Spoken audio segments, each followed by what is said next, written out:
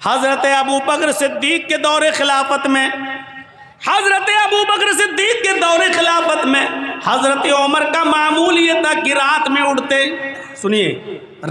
اٹھتے اور تہجد کی نماز پڑھنے کے بعد فجر کی نماز سے پہلے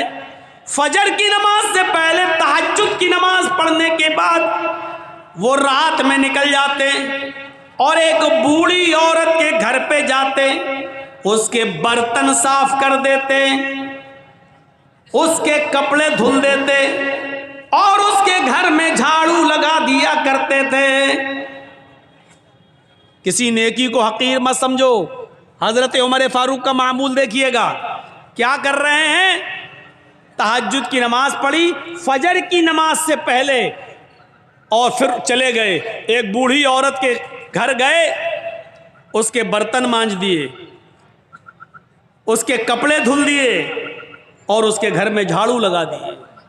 یہ ان کا معمول تھا، روزانہ یہ کام کیا کرتے تھے۔ ایک دن تہجد کی نماز پڑھ کے فجر کی نماز سے پہلے پہنچے، گھر میں جب گھسے تو کیا دیکھتے ہیں؟ برتن صاف ہیں۔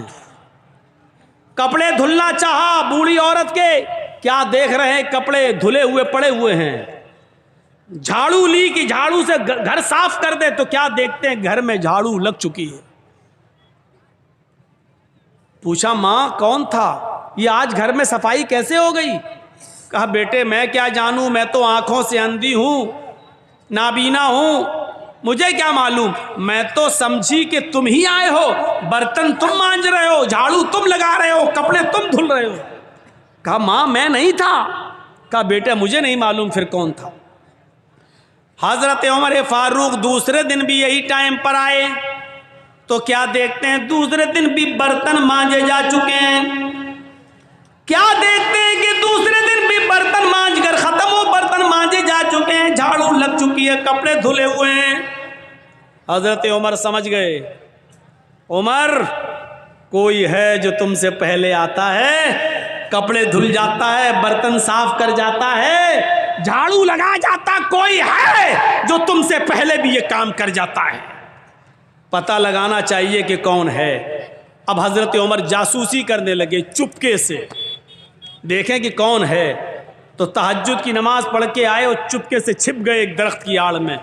کیا دیکھتے ہیں کہ ایک شخص اپنا چہرہ چھپایا ہوا چادر سے آتا ہے رات کے اندھیرے میں اور اسی بوڑھی عورت کے گھر میں چلا جاتا ہے، برتن مانجتا ہے، جھاڑو لگاتا ہے، کپڑے صاف کرتا ہے، اور اس کے بعد میں جب وہاں سے نکلتا ہے تو جیسے ہی وہ گھر سے نکلتا ہے حضرت عمر فاروق نے اس کو پکڑ لیا۔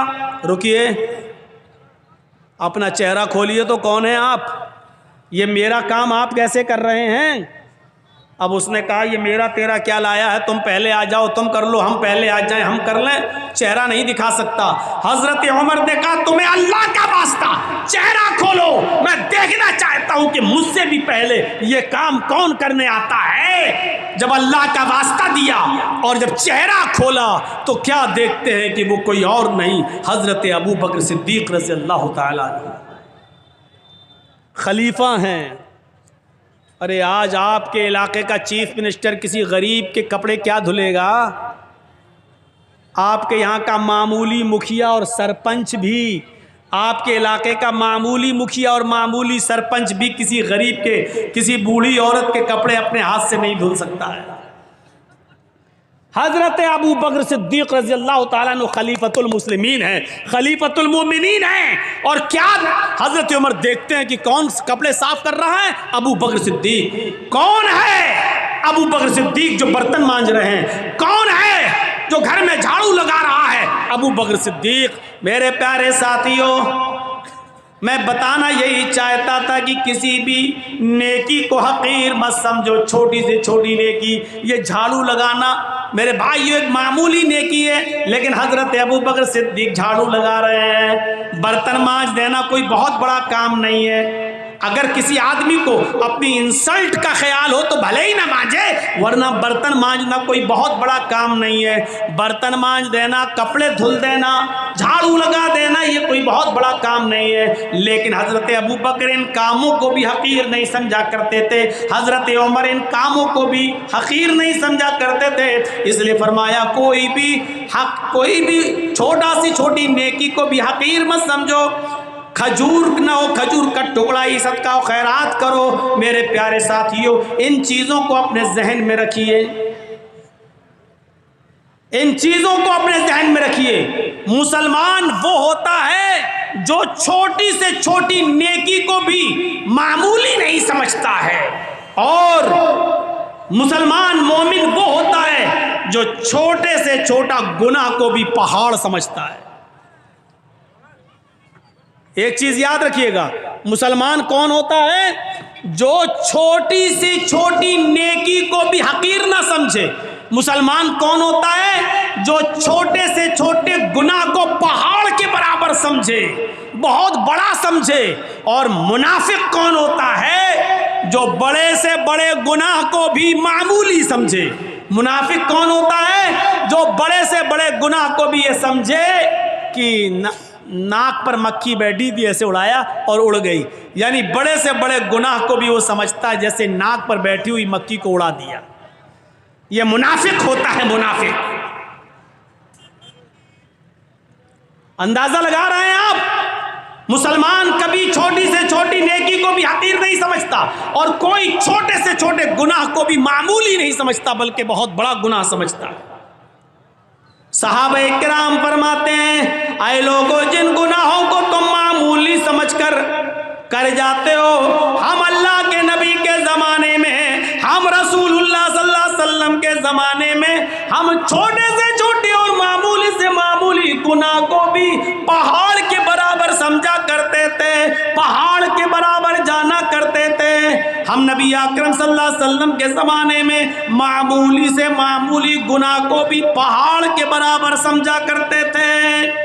और मुसलमान की पहचान ये है कि उसके सामने एक रास्ता मुसीबत का हो और दूसरा रास्ता मासियत, गुनाह और नाफरमानी का हो। एक रास्ता तो हो मुसीबत का, परेशानी का, और दूसरा रास्ता हो गुनाह का। तो मुसलमान वो होता है जो मुसीबत के रास्ते को इख्तियार कर लेता है, लेकिन गुनाह के रास्ते को इख्तियार नहीं करता। अब मैं मिसाल दूंगा,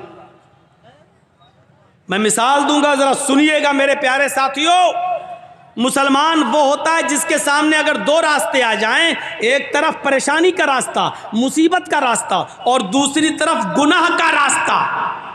कोई काम करने में परेशानी है और उस काम को न करने में ऐशो आराम है, लेकिन गुनाह है। तो मुसलमान वो होता है जो परेशानी और मुसीबत का रास्ता इख्तियार करता है। हजरत यूसुफ अलैहिस्सलातु वस्सलाम को देखिए, छोटे हैं, बच्चे हैं, और उनके भाइयों ने बरगला लिया अपने माँ बाप को।